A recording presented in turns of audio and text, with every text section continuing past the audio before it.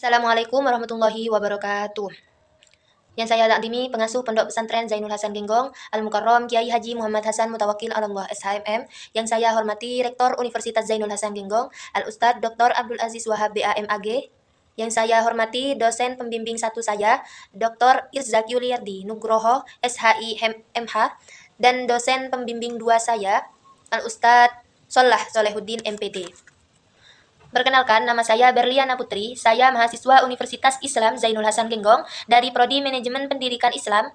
Pada kesempatan kali ini, saya akan mempresentasikan seminar proposal saya dengan judul Manajemen Bimbingan Konseling dalam Mengembangkan Karakter Religius Siswa di SMPN 2 Gading. Yang pertama yaitu pendahuluan. Poin pertama dari pendahuluan yaitu latar belakang. Di era kontemporer, orientasi pendidikan tidak lagi sekedar terpaku pada pencapaian kognitif, melainkan bergeser pada urgensi pembentukan karakter dan akhlakul karimah sebagai respon terhadap berbagai fenomena degradasi moral di lingkungan sekolah, seperti rendahnya disiplin, krisis tanggung jawab, serta lemahnya regulasi diri siswa. Institusi pendidikan formal memegang peranan krusial dalam mengkonstruksi kepribadian siswa secara holistik melalui integrasi kurikulum dan layanan bimbingan dan konseling yang berfungsi sebagai katalisator pengembangan potensi efektif. Layanan bimbingan dan konseling memiliki kedudukan yang strategis sebagai instrumen penguatan karakter religius siswa melalui internalisasi nilai-nilai teologis dan resolusi problematika personal yang selaras dengan norma agama. Pendidikan karakter religius menjadi alat utama dalam pendidikan pengajaran sekolah untuk penanaman nilai-nilai keimanan ke dalam sikap moral, perilaku, dan kepribadian siswa. Sekolah tidak hanya menyampaikan pengetahuan kognitif, tetapi juga bertugas membentuk transformasi spiritual agar lahir dari generasi berintegrasi iman, disiplin, bertanggung jawab, serta peka terhadap sosial.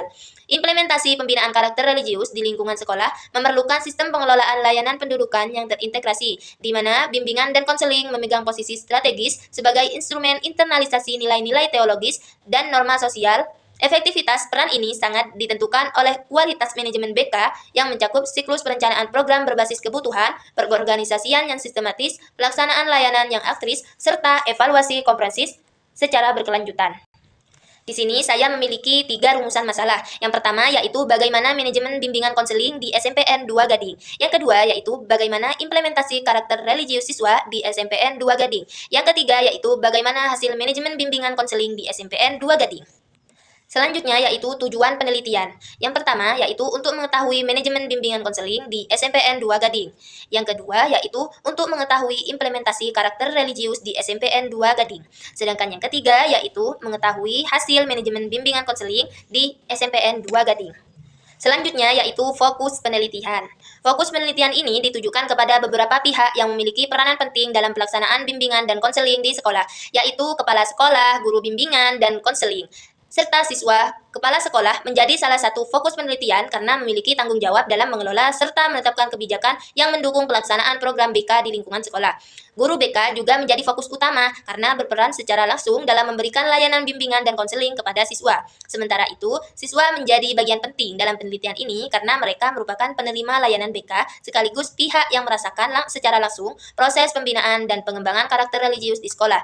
Melalui keterlibatan ketiga pihak tersebut, penelitian ini diharapkan mampu memberikan gambaran yang lebih komprehensif mengenai pelaksanaan bimbingan dan konseling dalam upaya mengembangkan karakter religius. Selanjutnya yaitu manfaat penelitian. Manfaat yang pertama yaitu manfaat statis. Hasil penelitian ini dapat membantu sekolah dalam menyusun kebijakan, program, serta kegiatan yang mendukung pembinaan karakter religius secara terencana dan berkelanjutan. Selain itu, penelitian ini juga diharapkan mampu mendorong terciptanya lingkungan sekolah yang religius kondusif dan berkarakter, serta membantu sekolah dalam mengidentifikasikan faktor pendukung dan penghambat pelaksanaan program bimbingan dan konseling. Sedangkan yang kedua yaitu manfaat teoritis.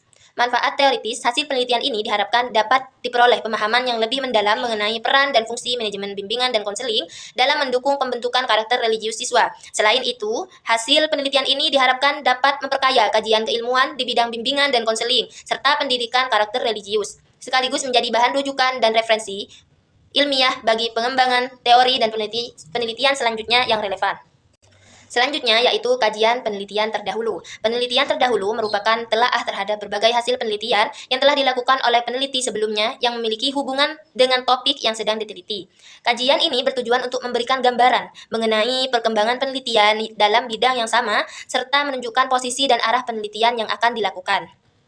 Dengan mempelajari penelitian terdahulu, peneliti dapat mengetahui berbagai temuan, pendekatan, dan metode yang telah digunakan oleh peneliti sebelumnya, sehingga dapat dijadikan sebagai bahan referensi dan perbandingan dalam pelaksanaan penelitian.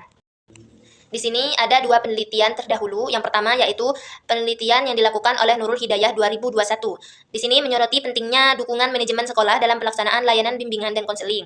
Hasil penelitiannya menunjukkan bahwa kerjasama yang baik antara kepala sekolah, guru BK, dan guru mata pelajaran menjadi faktor pendukung utama dalam keberhasilan pengembangan karakter religius siswa. Penelitian ini juga mengungkapkan bahwa lingkungan sekolah yang religius dan kondusif dapat memperkuat pelaksanaan program bimbingan dan konseling. Dengan adanya manajemen sekolah yang baik, layanan BK dapat berjalan lebih optimal dan terarah sesuai dengan tujuan pembinaan karakter siswa. Peneliti yang kedua yaitu dilakukan oleh Muhammad Rizky 2022. Di sini membahas manajemen bimbingan dan konseling dalam menciptakan budaya religius di sekolah.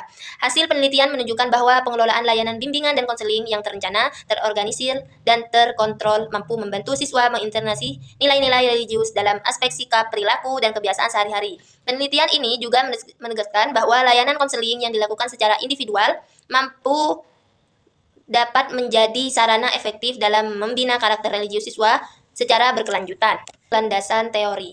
Landasan teori yang pertama yaitu bimbingan dan konseling. Bimbingan dan konseling merupakan layanan bantuan yang diberikan kepada individu, khususnya siswa di sekolah, untuk membantu mereka memahami diri, mengembangkan potensi, serta menyelesaikan masalah sehingga dapat mencapai perkembangan yang optimal. Sedangkan yang kedua yaitu karakter religius siswa. Karakter religius siswa merupakan sikap dan perilaku yang mencerminkan nilai-nilai keagamaan dalam kehidupan sehari-hari, baik dalam hubungan dengan Tuhan, sesama manusia, maupun dengan lingkungan sekitar. Karakter religius ini terlihat dari kebiasaan siswa dalam menjalankan ajaran agama, seperti berdoa, beribadah, bersikap jujur, disiplin, saling menghormati, serta memiliki kepedulian terhadap orang lain. Selanjutnya, yang ketiga yaitu nilai-nilai karakter religius siswa. Nilai-nilai karakter religius siswa adalah nilai yang berasal dari ajaran agama yang dijadikan sebagai pedoman dalam berpikir, bersikap, dan bertindak dalam kehidupan sehari-hari. Yang keempat yaitu pembentukan karakter religius di sekolah. Pembentukan karakter religius di sekolah dilakukan melalui kegiatan keagamaan rutin setiap hari dengan metode pembiasaan.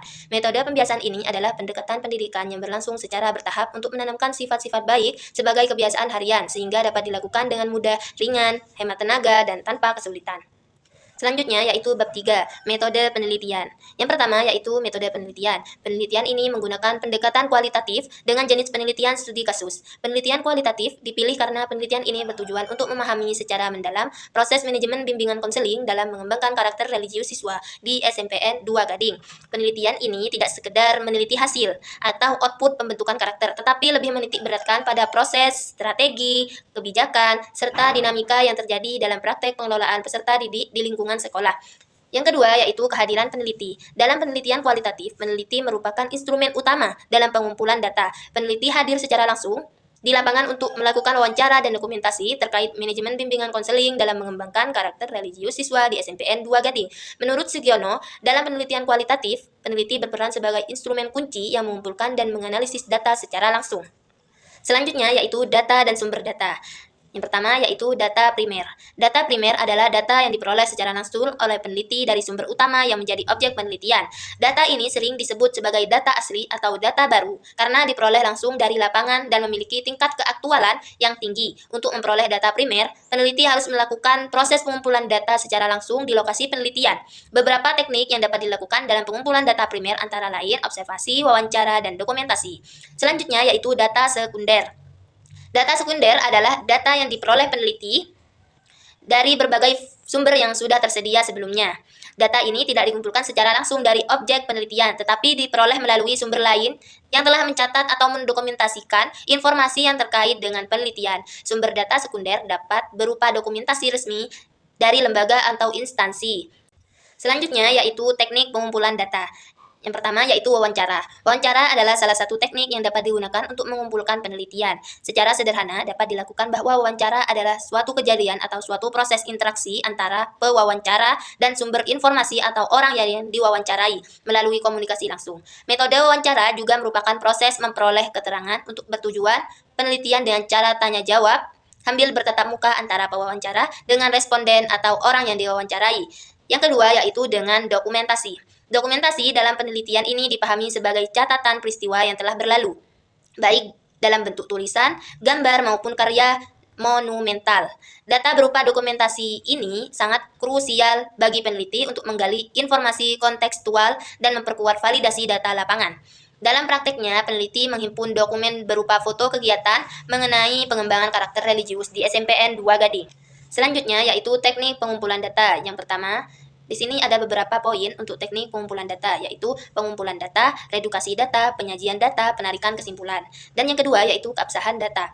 Keabsahan data dalam penelitian dilakukan dengan menggunakan beberapa teknik, yaitu peningkatan ketekunan, triangulasi, dan pemanfaatan bahan referensi. Peningkatan ketekunan dilakukan dengan cara peneliti melakukan pengamatan secara lebih mendalam dan berkelanjutan terhadap objek penelitian sehingga data yang diperoleh menjadi lebih akurat dan terpercaya. Mungkin cukup ini yang dapat saya presentasikan. Saya akhiri, wallahul muwafiq ila ahwamit thoriq. Wassalamualaikum warahmatullahi wabarakatuh.